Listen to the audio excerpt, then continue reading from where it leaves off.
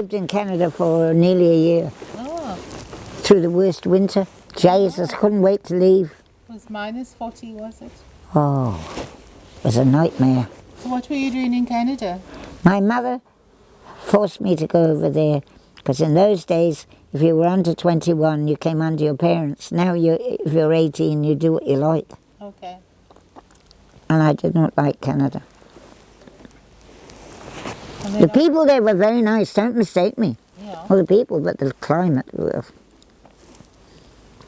Even the summer wouldn't have made up to me because I loved Australia. It was never, like even the winter, it was cold in winter, but not like England or Canada.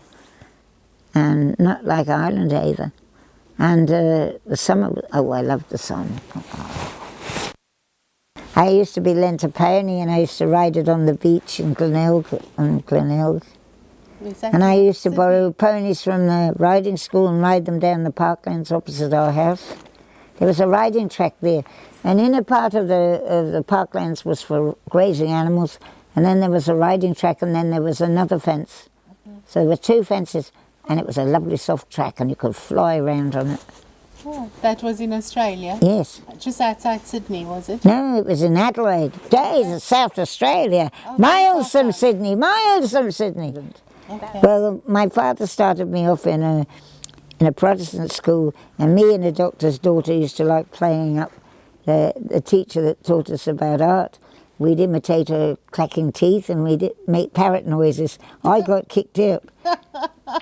And so Daddy sent me to a convent, and I had to know, because I was practicing flooring the girls. When I was young, I used to play with the boys, and they taught me how you floor girls by putting your arm around their neck and the knee and the small of their back, and how to sock people, how to climb trees, and how to make bows and arrows. I never played with the girls. So when I went to the school, I was practicing flooring the girls, and the nuns nearly had kittens. Oh, they nearly had fits. So you were making parrot noises in the Protestant school, and then you went to the convent school, and then Yeah. Oh, well, I spent 2 years at the Protestant school. Oh, no, at the Catholic school, at the convent. And we had the same address as over here. It was called St Mary's Dominican Convent, Cabra, Clarence Park, Adelaide, South Australia. Wow. I could see the sea from the schoolroom. Wow. Oh, the nuns nearly had fits. I used to practice flooring the girls. and the parents were complaining. I was 2 years there. 2 years.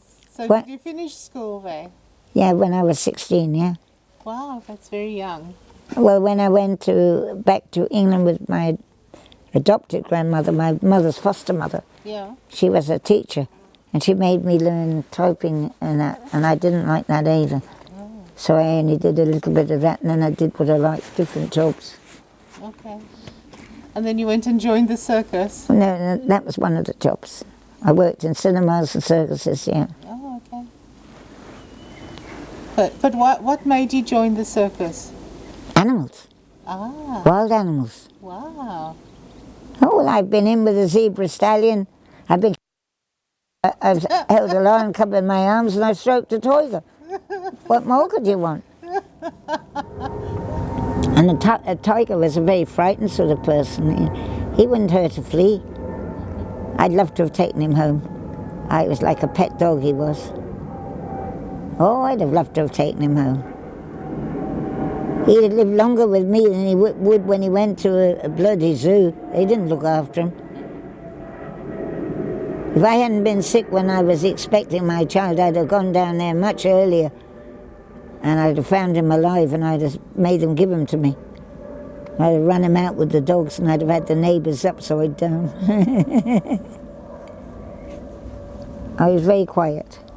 And what did you do in the circus? Helped with the animals, and showed people to their seats, whatever jobs came up. Okay.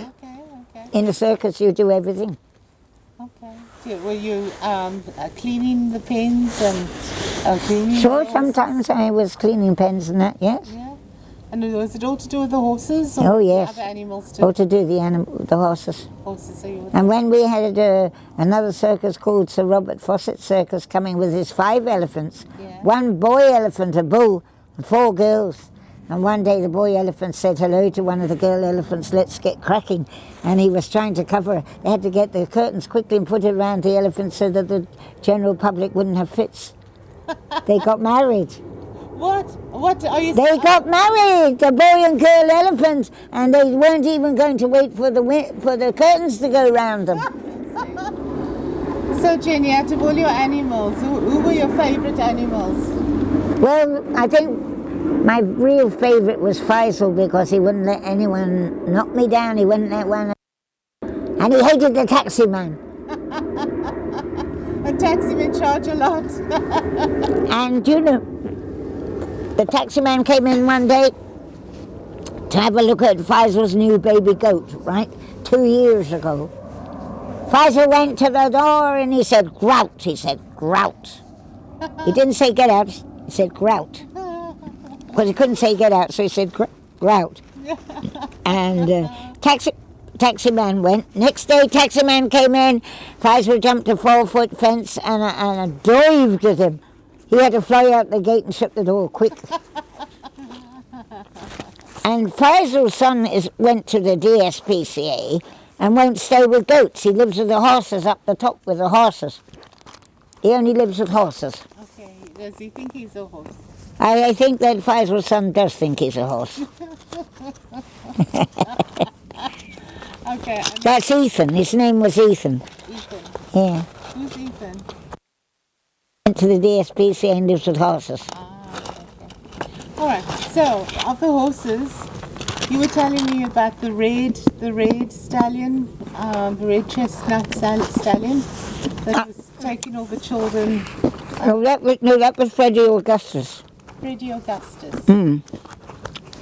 He had 2 older brothers. One was a purebred Arab stallion, Yeah. Royal Eclipse, who I used to call Nicholas, Yeah. and a part-bred Arab stallion, spotted fella, Noble Mandarin. And they were stolen before Freddie was born. But he, Noble Mandarin, who I used to call Richard, he was very good with the children. They could get on his back round the field. Never broke him. And after they were stolen, my mare had Freddie Augustus. Ah. And Freddie Augustus used to let the children go on his back, 2 at once, all round Blanchardstown. And he'd wait outside the Malhudden while the children went in to get the soft drinks and Crispies. And he'd stand like a rock. And they'd come out and get on his back again and away with him down to Whitechapel Park. And they got him to jump the pathways in Whitechapel Park and then he'd bring them back. Wow. So, Jenny, you said there were a number of kids in the area that came to ride your horses and play with your horses. You taught them about horses? I did, yeah. Yeah, and they're all from the local area, Corduff and Yeah. Warrenstown, thereabouts. Now, Wellview, from Ladieswell. Ladieswell. And Yes, first one to ride horses, yes. Mark Phillips. He went on to win many races in Australia and America. And he's now a big trainer there. So a young boy who was riding your horses, yeah, knew about horses from you, has now ended up being a jockey, and his name's Mark Phillips. He won many races All right. Where? in Australia and America. He's now a big trainer there. And he also went and did a course in blacksmith. He's now a qualified blacksmith as well. Gary Halpin was my second jockey.